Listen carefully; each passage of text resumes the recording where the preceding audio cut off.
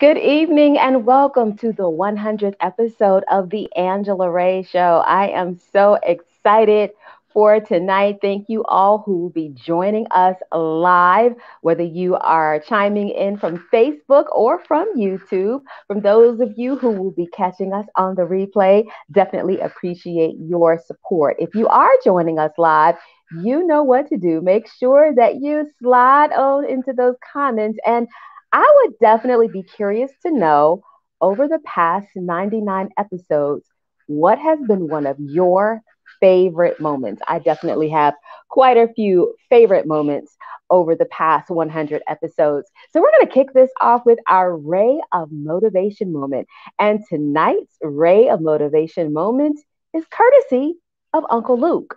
And that is don't stop, get it, get it. Don't stop, get it, get it. During the pandemic, there were so many things that had to come to a complete stop. And I'll be honest, I had started to restart my show again. I had a location back in 2017, 2018, where we were taping and had a great time. But unfortunately, that location was no longer available. And so I started looking around for one. And in late 2019, I found a location and was gearing up to begin taping on location in 2020. And like many of you, I saw my plans come to a screeching halt. But as Uncle Luke advises us so wisely, don't stop, get it, get it. And so, like many of you, I found myself in a situation where I needed to pivot in order to continue. So, now, I'm not advocating to do what they do in the song by Uncle Luke, but definitely you can take a motivational word from that. And that is don't stop, get it, get it. And that is tonight's Ray of Motivation moment. Well, again, it is episode 100, and I'm so excited. So many of the people that I've interviewed over the past year and a half, especially, and some of my friends, everyone's not able to be here tonight. So I had a few people who said, you know what? I'm gonna send you a few well wishes, and so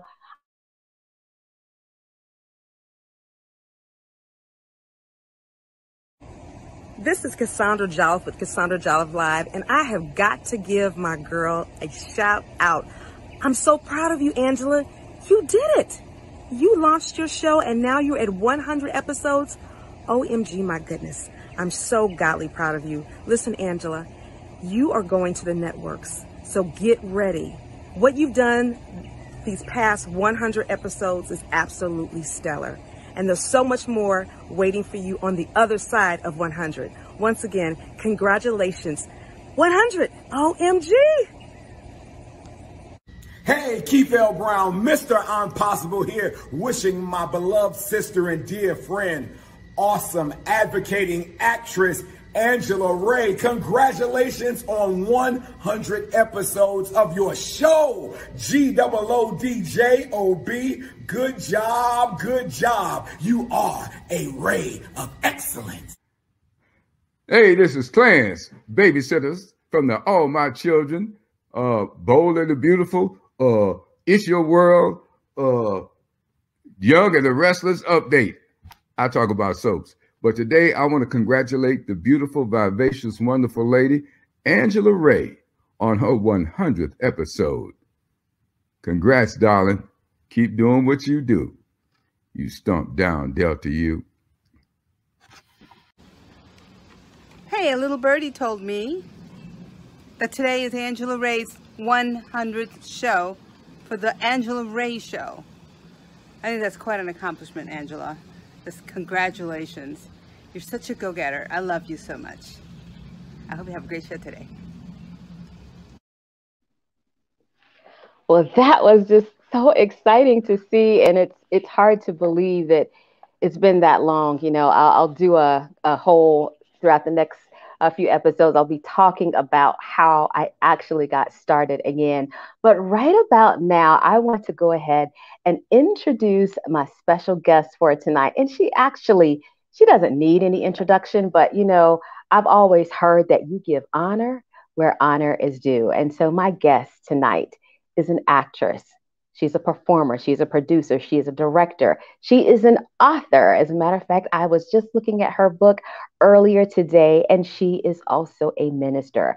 Best known for her starring roles on In Living Color, Cosby. Oh, that one just absolutely took me back. And That's So Raven. Please help me welcome my guest for tonight, Miss T'Keyah Crystal Keymáh. Hello, hello, and welcome to the Angela Ray Show. Hi, how are you? And congratulations. I am so honored to be the guest on your 100th show. That is beyond an accomplishment. And it was so exciting to see all of those people.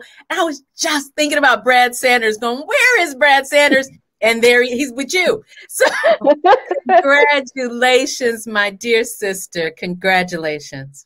Thank you so much. I could see you, even though you were backstage. I could see your face when Brad popped on the screen. I saw you do like, ah!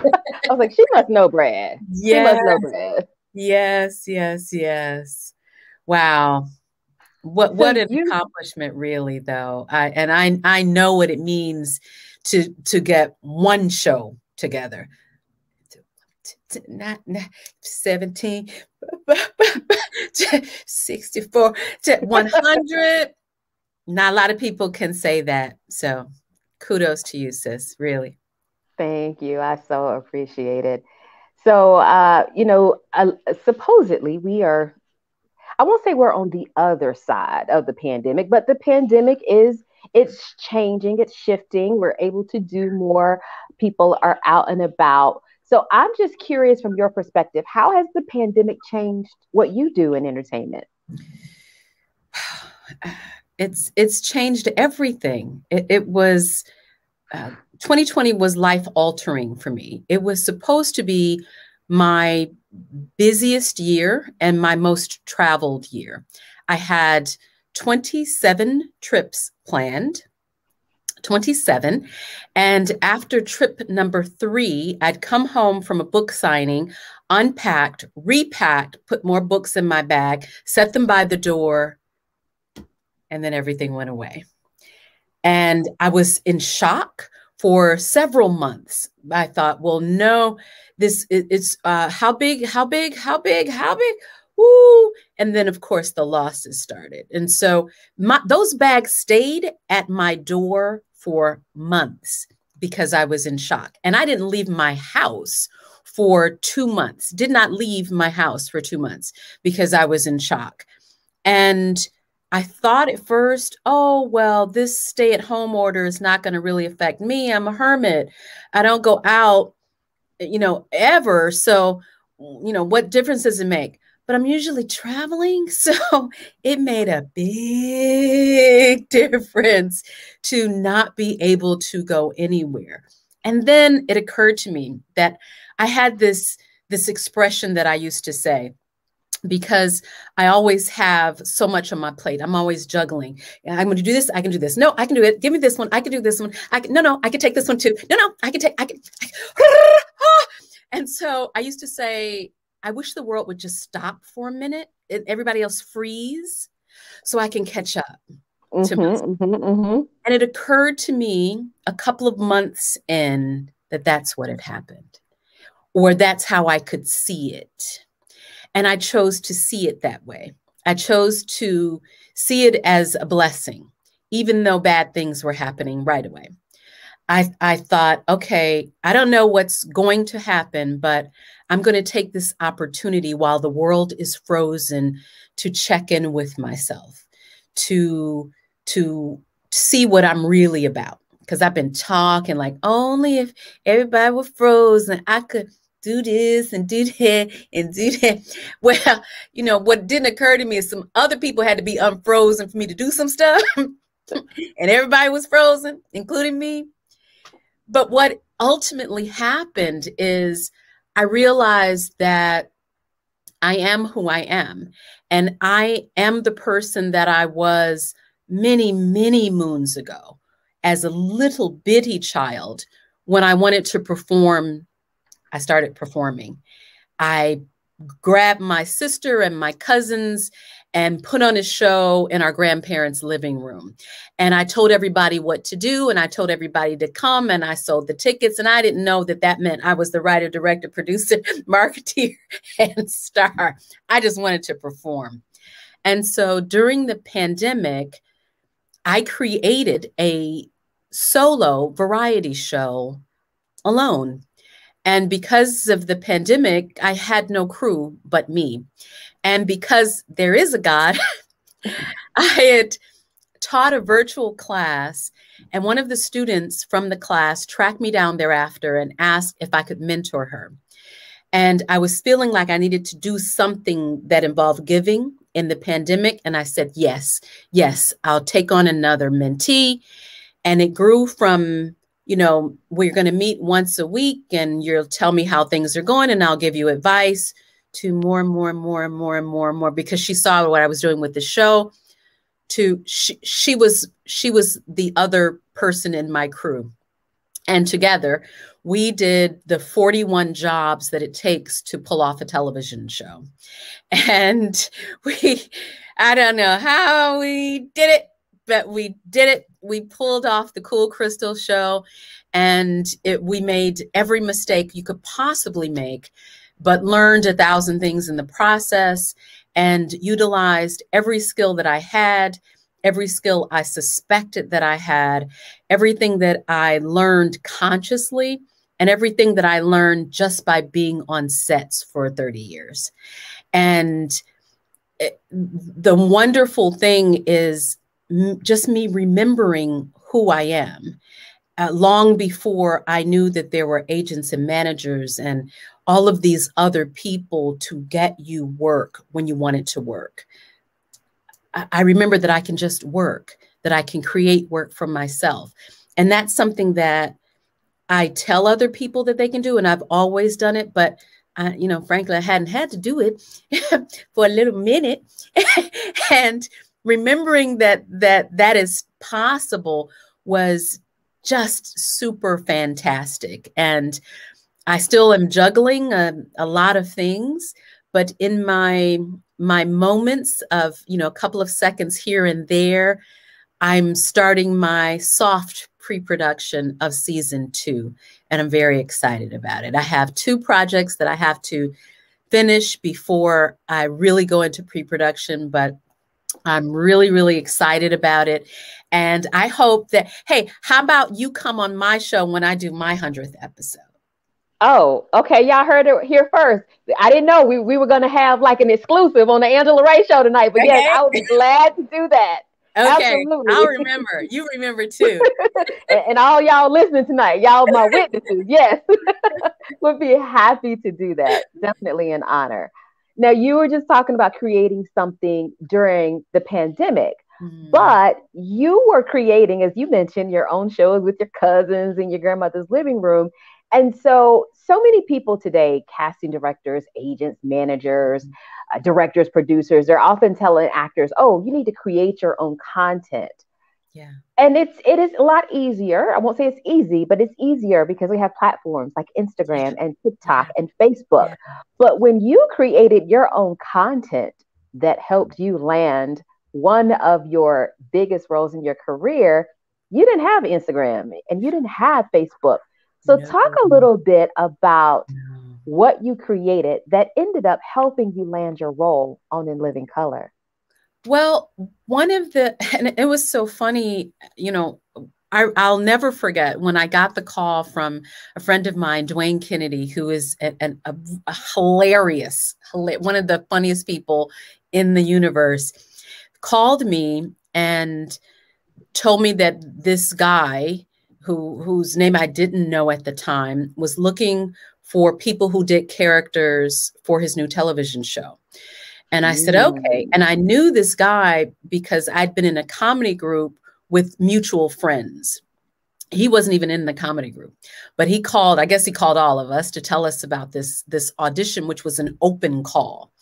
And I had just been doing theater. That's all I was doing at the time. No television. I think at the time I'd done a bit of background work and and a couple of little tiny films, but largely theater. So I call this number, and it turned out to be the casting director, Robbie Reed, which at the time, I didn't know that name either. And she said, okay, go to the Regal Theater. Shout out to the Regal Theater, the under new management, and give us 10 minutes. And I said, as any good actress, you mean a classic and a contemporary? And she said, no, 10 minutes of your stand-up routine. And I said, oh, okay. What have you got me into? But as the adage goes, if you stay ready, you don't have to get ready. So it completely threw me off because I don't do stand-up. I was in a comedy group. We did sketches, not stand-up. They did stand-up. I did not do stand-up. But I did routines, and I had been doing them since childhood, and I polished some off that I had done in high school, got my friends together. We all looked at each other's bits. They polished mine up, like, this will be funnier if you do it like this. And we all went to this open call, which was at the Regal, maybe 200 comedians and me. And it was about 5 actors there. And I was thinking, oh, and some of them, God bless them, were doing like comic monologues, which thou shalt not do a comic monologue in front of a stand-up comedian. It just doesn't matter how funny the play is. It cannot compete. So I was praying, please, God, don't let me look like the other actors here. Please don't let me look like the other actors here. And, I did well. I got the call back, which was improv, which was, my cup of tea. And from that, I got the final audition, which was here in Los Angeles at the Laugh Factory. Shout out to the Laugh Factory. And what I created that got me that job is constant content. I have always been a creator of content, and I've never stopped doing that. I have folders upon folders and into computer files upon computer files with sketch ideas, character ideas, dialogue ideas that I can pull from. And what I tell my students and mentees is have a treasure chest and put it in every person that from my class. Maybe I said it, maybe I did, but put in that chest every person you see, every performance, everything you know and learn, put it in there, because you never know when you'll have to pull it out quickly. And that's my best advice to performers, to study constantly and to bring to life your ideas. Don't just have a thought, I'm wondering if I played this character. Well, play it in your living room, play it in your kitchen, write down what you would do that she or he didn't do. Act if you're an actor, write if you're a writer, direct if you're a director, even if you're directing yourself and your puppy, create so that when the phone rings, you can answer it intelligently. And if it doesn't ring, you know that it doesn't have to. Amen and amen. So you have a question from one of our live viewers. Actually, I think that Edwin, no exaggeration, has probably watched live at least 95, if not 96 of all of the shows. So shout out to you, Edwin, for being such a loyal supporter. Don't we love a loyal fan? Yes. Which is, tell us the story behind your first name and were you ever pressured to change it? Okay. So growing up, my birth name was Crystal Walker. And when I was little, there was a politician in Illinois that was running for governor, Dan Walker. So I said to my grandmother, who raised me, we have to campaign for Governor Walker because he's our family. And she says, sit down, honey. Moments later, what do you mean? No. I'll never forget the epiphany that names mean something that I had no idea that they meant. I felt tricked and bamboozled, hoodwinked, and the rest. And I decided at what was I, 8 years old, that I was no child of mine would be tricked in this way. And I was going to get rid of that moniker that came from something horrible. And luckily, children can't legally change their names, or my name would be Crystal Blue Persuasion, because that was like the hot, that was like #1 on the list for years. But over the years, I never let go of that feeling. And I said, let me find something that is better for me. And it never was about Crystal, because I always loved that name and I always thought it was appropriate for me. But I wanted, and as I got older and grew more spiritually aware, I wanted something that had a better spiritual base. And I looked for names in books, and all the girls' name meant flower or Wednesday. So I thought, Lord, I got to expand my horizons. And I was reading Ben Ami's book, God, the Black Man in Truth. And I came to the chapter on the resurrection. And it was defined with 3 words, T'Keyah, Keymáh, and Hakacha. T'Keyah means a mental revival of God's spirit. Keymáh means to come to one's feet, to move from invisible to visible. And I thought, that's the energy I need. I'm going to look for names that mean those things. And I went to hunting again and never found those words in other places. And I said, well, then those are the words that I need. And I took on T'Keyah and Keymáh. And as life would have it, I did this very long process because I knew there would be backlash, like, who do you think you are changing your name? You're not going to be like the rest of us. And what does this mean? And all that. And so I created an entire ceremony that took quite a long time. And I asked my loved ones to pray for me and give me energy. And it was a whole big, long thing. And I finished the ceremony the summer that I got the audition for In Living Color. And I said, well, this is more important than whatever this little thing is, whatever that is. So I'm not going to change my timeline, because I'm on a timeline, and I'm not going to rush it for whatever, this show is by this Keenan person. And I was set to finish the process that fall. And I had legally changed my name when we shot the pilot. But in my process, I had to give birth to it. So I wasn't ready to announce it. And I thought, well, who will ever know we did this little show? So I don't have to tell them about my real name. And then the show got picked up.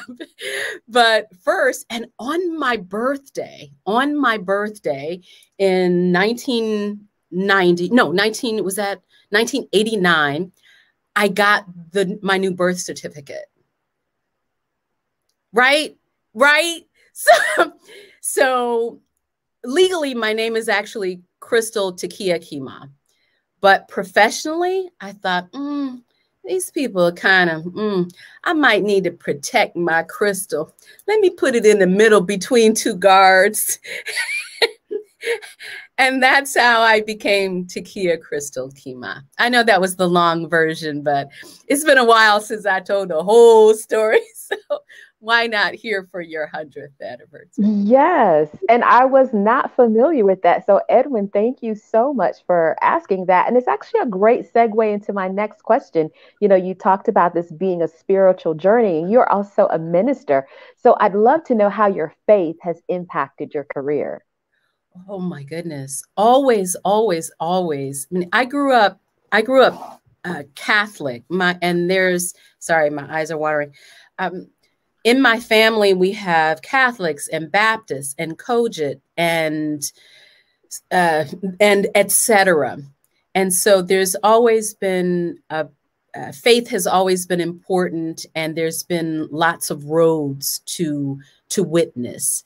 And so when I was Catholic, I wanted to be a nun, and I was that Catholic. And when I parted ways with the Catholic Church, my faith didn't go anywhere. It just made a little curve.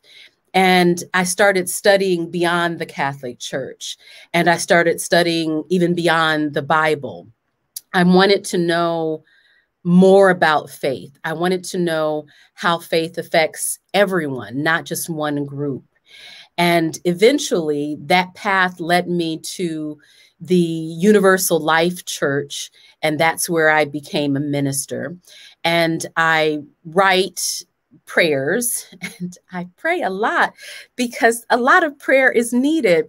And I actually live near a fire station. And when I was little, one of my aunts, when an ambulance went by, or some siren, police car, ambulance, made the sign of a cross. And I was like, well, why do you do that? And she said, well, the siren. And I thought, oh, she stops to pray for the sick people. And immediately I adopted that habit. And from a simple sign grew into a prayer from the time that I can hear it until the time that I don't hear it anymore. Because, and part of the prayer is for people. And do you want me to share my prayer? I'll give you the short version. As soon as I hear the ambulance, I stop what I'm doing. And my prayer is, may those in crisis find peace. May those who suffer find healing. May those who wait for the sound of the siren to be louder find patience. May those who rush forward to help find strength and endurance, kindness and compassion, and the recognition of all humanity. And then it repeats, may those in crisis find peace. And if it's when I hear the horns, you hear the siren, then you hear, bah, bah, bah, bah, bah, it tells me that people aren't pulling over. And I pray harder when I hear that, because I can't imagine what your hurry is, that you can't pull over when you hear a siren. And I assume that you have never waited for the sound to get louder, meaning that truck to come to your house, that to save you or someone you love. So for all the people who pull over and all the people who don't, I pray. And if you're near me, you'd be like, the person digging into their supper. When you start, you go, oh, we're not doing anything. We pray for this. Okay. Oh, you still here? Okay, we still. Yeah. So I'm waiting for someone to ask me to do their marriage ceremony, and that hasn't happened yet. But yeah, I'm actually working on a book of prayers now, and that one is included in the book. Awesome. Well, aside from both of us being in entertainment, we also have another very important connection, and that is we are both members of Delta Sigma Theta Sorority Incorporated. So I would love to know from you, how has sisterhood impacted your life? Wow. Well, starting with, I have the best sister in the world, Karen. Shout out to Karen. Hey, sis. She was so great a sister that I said, how about, 10,000 more, 100,000 more, where that came from. And I think when she pledged Delta at U of I, shout out to Alpha Nu and my chapter of Initiation Beta Alpha, and my current chapter, Century City, where else was, and Chicago alum, my former chapter. Shout them all out. Why not? Why not? I started looking. I had never heard of Black Greek organizations, and frankly, I thought, what has she done? She's lost her mind. She's in a cult, because she was calling like, like, what if I have to go to, I have to infiltrate. That's what happened. And so my first decision to pledge was not honorable. It was to infiltrate and get her out of whatever this cult was.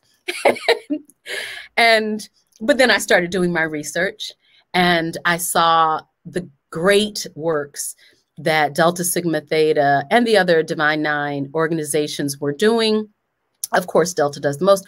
So, so eventually I said, I don't think I need to infiltrate. I think she's all right, but I think I'd like to do this too. And my real decision was that I have good intentions. But even as a child, and I was still a child when I pledged, I thought, I don't know if I'll follow through on my intentions. And it's not a club like the NAACP where you can be in and be out.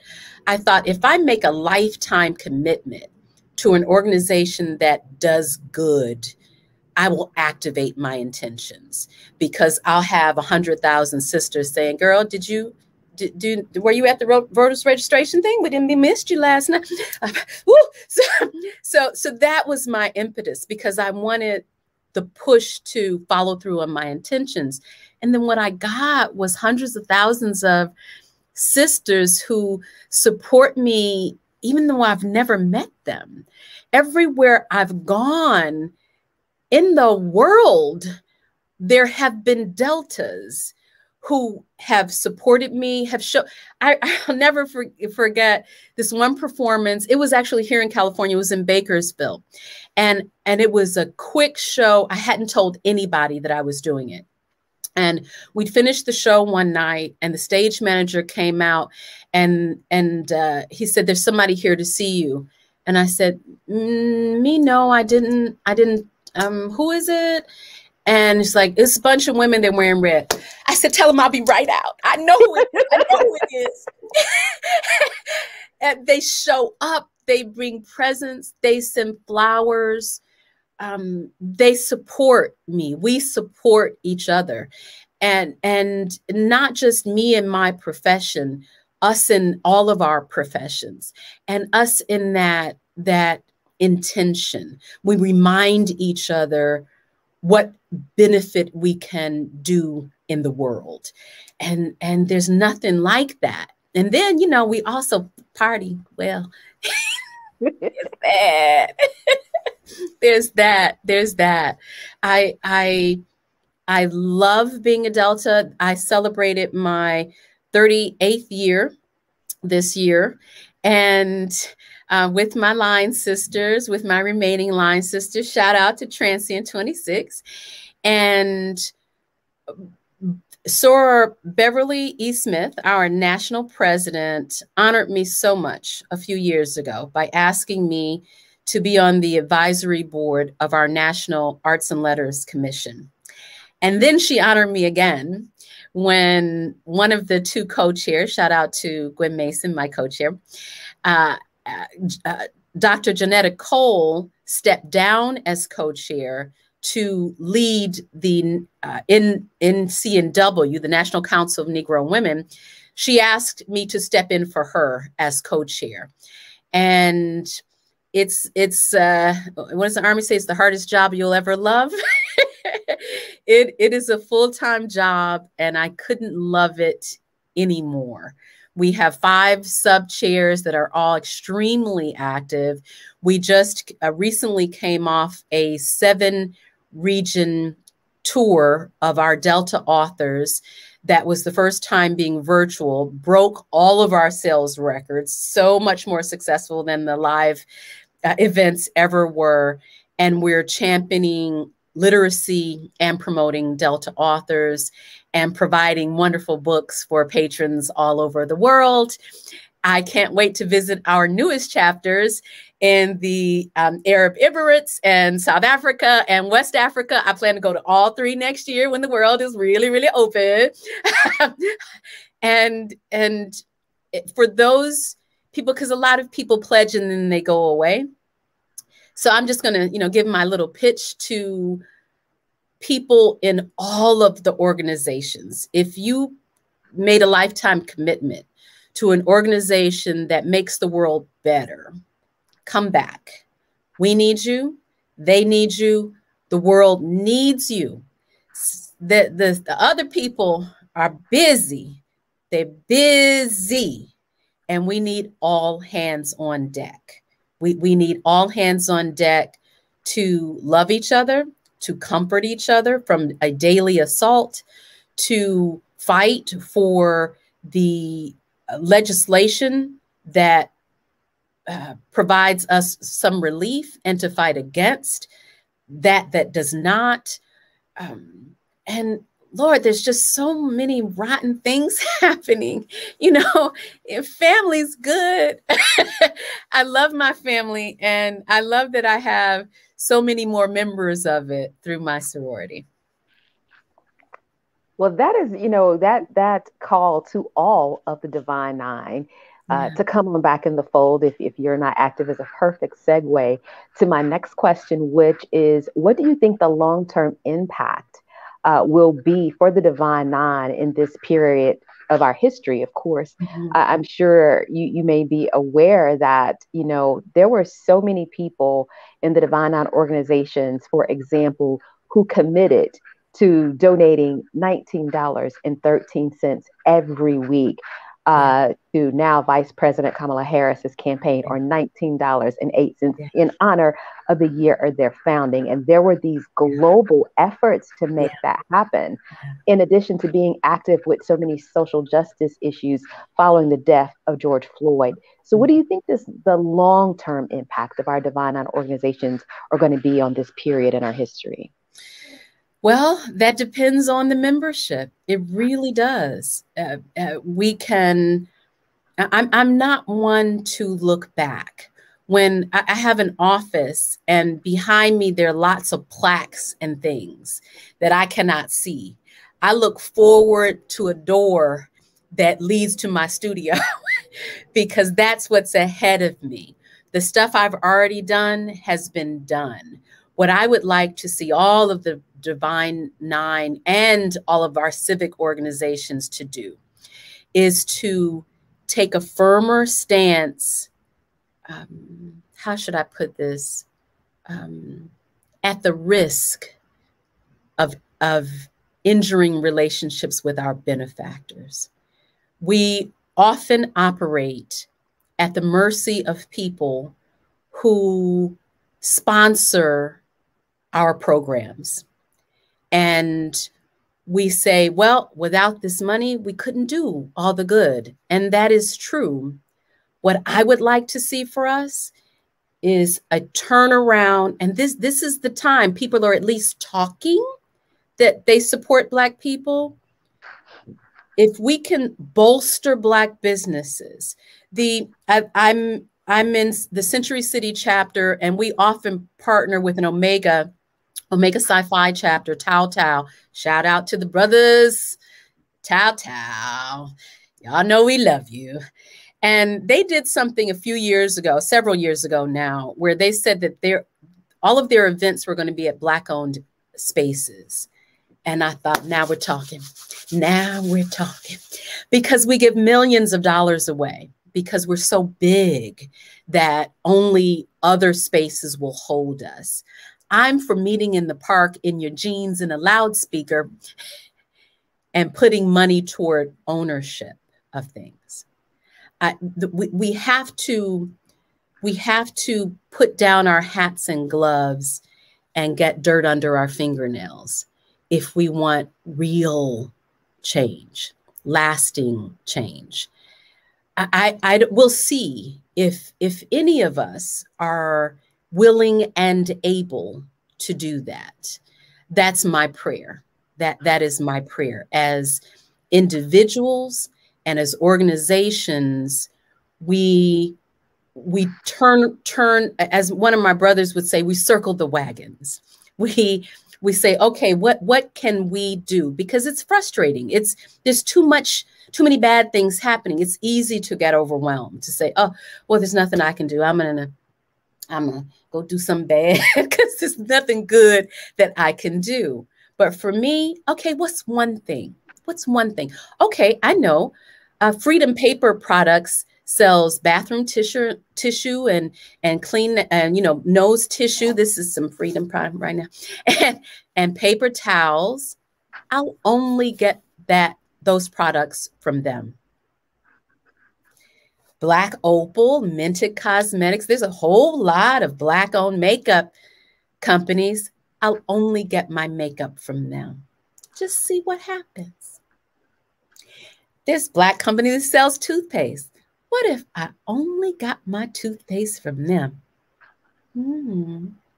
And what if when my friends came over and they said, what's that? I said, oh, that's Naeem, and they sell this and that, and these people, and the Queen deodorant, that's this only one I use. And they go, oh, well, maybe I should. Yes, maybe you should. And then 1 becomes 2, becomes 200, becomes 4,000. And then those companies that we're supporting, really supporting, as if our lives depended on it, because they do, will be able to afford to sponsor our organizations and sponsor our art. And then we can speak plainly to each other the way we simply cannot now. That's my prayer. And that's something that everyone can do. And if you can't afford the Black shoe designer because their shoes cost, $500 and you've been going someplace buying $50, just wait, let your shoes get real raggedy. I mean, again, like your life depends on it. Wait, and then buy the $500 pair of shoes. And then let them get raggedy. We can take this seriously or we cannot. Well, amen. I don't want to keep you too long, but someone asked this question a while ago, so I'd love to get to it really quickly. Jay Wilson, who has an amazing testimony of a story and what he's overcome. Are you able to see it? Are you able to see that? Okay, I'm telling myself. Okay, you want me to read it for you? Oh, so yeah. So the question is, looking back now, how do you feel knowing you held your own? I like the way people put things with Jamie Foxx, Jim Carrey, Tommy Davidson, et cetera. Well, they were my castmates and we all held our own and we were all very young. I don't think for anyone, it was their first, go around the park. I've been performing since I was very, very young. So by the time I did this, I had been a professional performer for some years. It was my first television series. It wasn't my first television show, but it was my first television series. It was the first series for, I want to say everyone in the original cast, or most of us. I'll say if it wasn't all of us, it was most of us. It was a brand new kind of show on a brand new network. So the learning curve for everyone from the network execs down was huge. And we all learned a lot.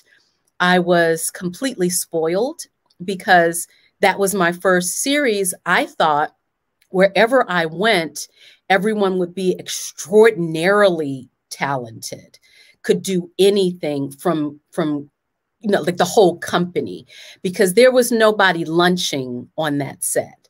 The hair department, the makeup department, the lighting department, props.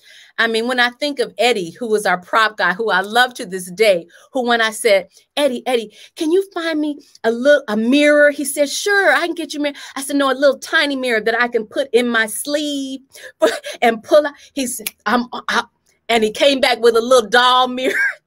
And everyone was so good. It was the best. And so it's not a surprise that not just the actors, not just Jamie Foxx and Jennifer Lopez and Rosie Perez and Tommy Davidson and Jim Carrey and David Alan Grier, but the writers went on to be showrunners. The producers went on to produce show after show after show. The whole, I think I've worked with every member of the Living Color crew on another show because they were very, very good, everyone. So how did it feel looking back? I mean, it felt, I don't see it like you see it. You see, you know, oh, Jim Carrey, you know, Ty Days and little T'Keyah, was she holding on? Everybody was holding on. Everybody was holding on by the seat of our pants, and especially the censors who, you know, part of my education, I thought everybody knew their censors by name because they were there. And I thought everybody worked till midnight or 1 in the morning or 2 in the morning because the union didn't give a flip about us, those in living color years. But what a great learning ground. It was very hard. It was a very hard job to do. We got the scripts when we started were about this thick, and we whittled it down, having read them all, tried them all, down to what the real script was for the show. When I say the union didn't care, the union didn't care. There was no union. I didn't know there was a union for TV people, really. Not, it was like, in film, we have, like, no, we don't have that here. Not only didn't we have stand-ins, we stood in for the guest stars. And we worked till any hour of the night. The next show that I did on our own was like, are y'all serious? We're done? It's light outside. I want to work with children from now on. Who's that girl with the sign with my character's name on it? That's your stand-in. Oh, okay. Great. So yeah, so it was a great learning experience. And I'm truly, truly proud to have worked with, you know, a seamless cast. There wasn't anybody who worked on that show that didn't very much deserve to be there. And I saw them all. I am the only female performer that worked all 5 seasons. Deidre Lang was the only dancer that worked all 5 seasons. And Jim and David are the only male performers that worked all 5 seasons. Tommy worked most of it. He left and came back. So the 5 of us were the only ones that were there the whole time. So I saw a lot of people come and go because we 8 writers because they worked even worse hours than we did. They would be there when we got there, and we would leave them there at whatever time in the morning. So yeah, great job. Wow. Wow. Ooh, I'm tired just listening to that. Goodness gracious. I remember my 2, it's funny you say that about stand-ins. My little 2 lines I had on the very first episodic that I was on. I didn't have a stand-in either, but I was told it was because, well, we don't have a lot of African-American talent on the show, so we don't have a stand-in for you. So I was the only actor doing their own stand-in work. Already I'm the only Black person on set. So I'm really feeling like kind of called out because y'all don't have a stand-in for me. And many years now later, I do so many shows where my stand-in is not Black. You know, I may have like a 85-year-old white woman standing in for me who's like 5'9". I'm not going to even ask you what the show was because shame on them. And I don't want to, you know, I only compliment people in public. I don't shame people in public, but shame on them. And it is a shame that you didn't know to call the union and say, where's my stand-in? Where's my stand-in? Because people will get away with things if they can. But certainly, yeah, no, stand-ins come in all sizes of color. They need a body, and they should have gotten a Black woman of your color to stand in for you. That's what they should have done. But, you know, my first film, the film that got me into SAG when it was just SAG back in those glory days, I'd started out doing, I think, what was I doing? I was doing extra work. That's what it was called at the time. And I submitted for a stand-in position on this film that was starring two little boys. And I was the stand-in for one of the little boys because not a lot of men are 5 feet tall.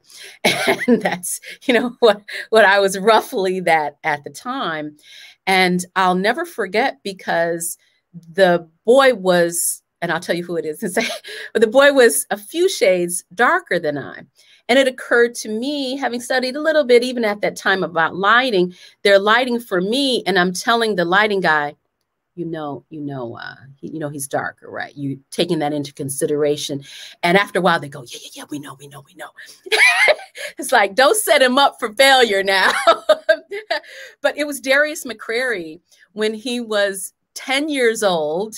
His first film, was Eddie called Winslow. For all y'all yes, don't know who Darius is, that's Eddie Winslow. Yeah, Eddie Winslow, long before when he was a little guy. And he did this film in Chicago, and I was his stand-in for the run of the film. And then eventually I became his stunt double. And that's how I got in the union, because the woman who was the other little boy's stand-in was gunning to be his stunt double. And she kind of planted the idea in my head. And I was like, well, do you have one for Darius? They're like, no, there aren't any black stunt men that are 5 foot in Chicago. Like, you want me to do it? Like, yes, we do. I still have the wig that's a little tiny afro, because I collect things from the movies I do. And that's what I have from that movie. But yeah, I don't know how we got on that, but yeah. We were talking about us not having stand-ins, you not having one on A Living Color, and then me not having one on one of my early shows. So yeah, that's how we got on that. Yeah. Well, cool. This has been an absolutely great conversation tonight. Thank you so much for taking the time out of your busy schedule, because I know you're busy. You're still teaching classes. You're the co-chair of our National Commission on Arts and Letters. I'm sure you're still auditioning and doing stuff and looking at scripts and deciding what you want to do. And can I mention my upcoming class? Absolutely. This is an exclusive. I just made the final details today. So you're the first to hear, and your audience is the first to hear that I'm doing what I did last month. In May, I did a free talk, a conversation where I did all the talking, most of it. And then I did an intro to Chekhov class as my tools of the trade actor preparation class. I am getting my certification in Chekhov through Great Lakes Chekhov program, and I also study at MISHA, the Michael Chekhov Association.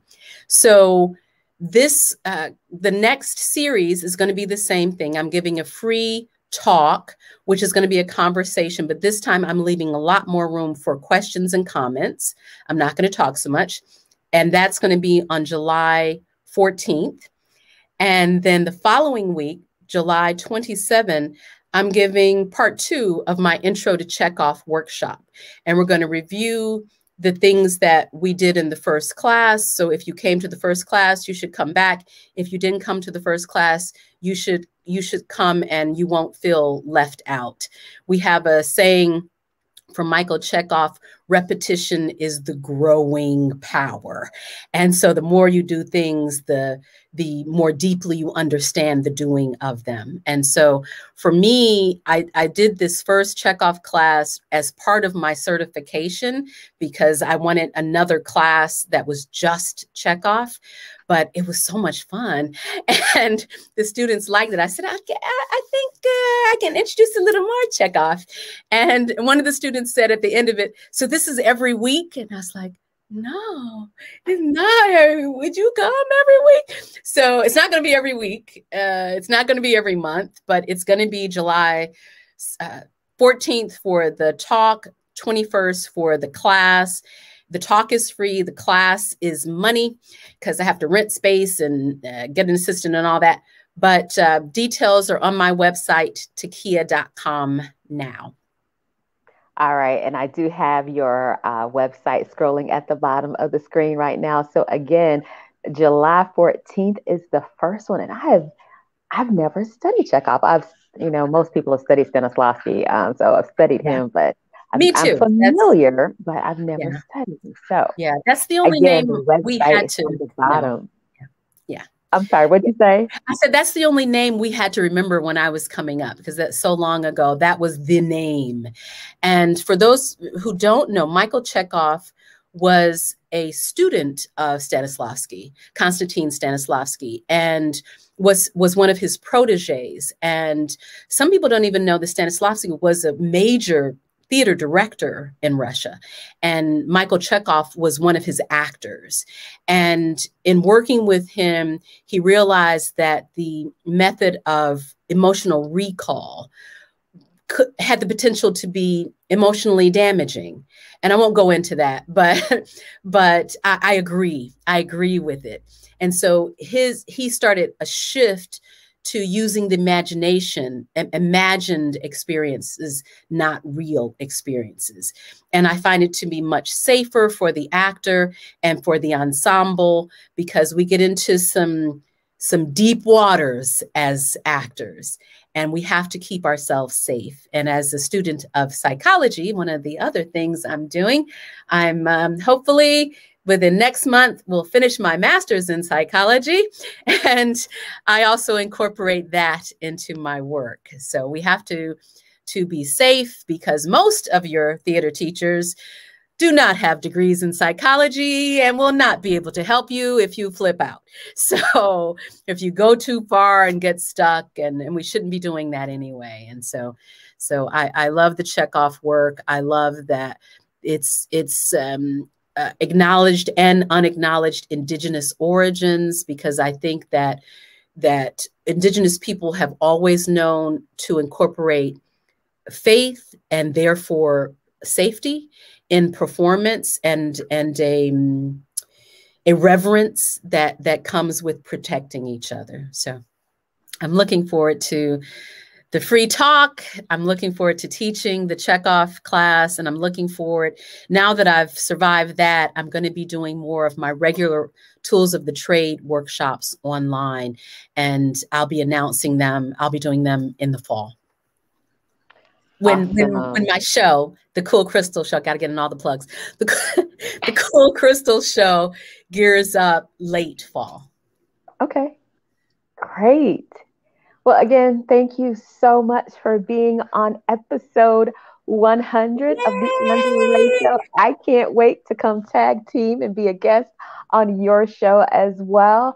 And have a great evening. And I'll probably see you soon, probably at the Delta convention, like this hopefully fall. Yes, hopefully. Thank you so much to your loyal fans. Keep watching Angela Ray. She is a ray of sunshine on and off camera, so you are doing the right thing by being loyal fans.